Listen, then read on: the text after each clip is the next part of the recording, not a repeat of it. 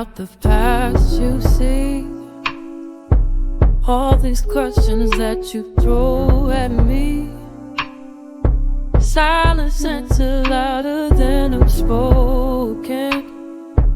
Wonder what you really want from me. Do you want my heart, or just to be free? Finding clarity where doubt used to be. Episode 5, Shadowed Desires. Welcome back, dear listeners, to Reflected Spirits. The path of destiny is rarely clear, and the heart often hesitates where the soul already knows the truth. Tonight, Imani stands at a crossroads, the weight of her fate pressing down as she learns what it truly means to be bound to Thalion. But in the shadows, another watches, one who would see the bond severed before it begins. Stay with us now as the story unfolds. The throne room of Aeloria was vast. Columns of silver-veined obsidian stretched toward a vaulted ceiling where enchanted glass shimmered with an illusion of the night sky. Stars swirled above them, a universe captured in an eternal dance. At the far end of the room stood a throne of dark sapphire stone, carved with twisting dragons, pulsing faintly with ancient power. And on that throne sat Thalion, watching her with the patience of a predator. You are not just a visitor to this world, Imani. You were always meant to stand here, with me. This is too much. She turned in a slow circle, taking it all in, the towering stained glass windows that shimmered with shifting images of dragons and warriors, the flickering torches that burned with violet flames. Everything here hummed with power, including Thalion. I don't belong here. You belong here, more than you know. His emerald eyes burned with something primal, something undeniable. The bond between them was not just emotion. It was something alive, something ancient and unbreakable. You keep saying that I'm your mate, but I don't understand what that means. It means you are mine, and I am yours. It means that our fates were woven together before the first star was born.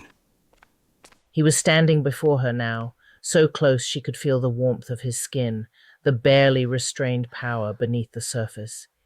His scent, sandalwood and storm-soaked earth, wrapped around her, intoxicating. But more than that, it means that without you, I will wither, and my people will fall. I don't understand. To complete the bond, you must take my venom. Venom?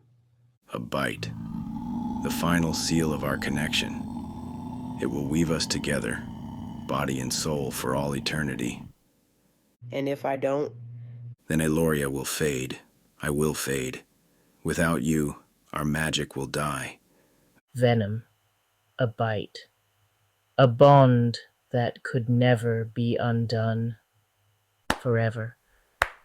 Well, that's one version of the story. Karen. From the far end of the throne room, where shadows clung to the arches, stepped Keren. His golden hair gleamed under the flickering torchlight, but his brown eyes were cold, unreadable. He moved with the easy arrogance of a man who had waited for his moment and found it. Quite the fairy tale, isn't it, Imani? The mighty Thalion, bound by fate to his one true mate. How romantic. What do you mean? Oh, just that Thalion tends to leave out the inconvenient details. What details? Did he tell you what happens to you if you take his venom? Thalion? You will change. Change how? You will become part of Aeloria. Your soul will be bound to mine. You will never be able to leave. You wouldn't be his mate, Imani. You'd be his prisoner. Forever, a word filled with love and chains alike. You don't have to do this. You don't belong to him. then why do I feel like I do? Because magic isn't love. It's control.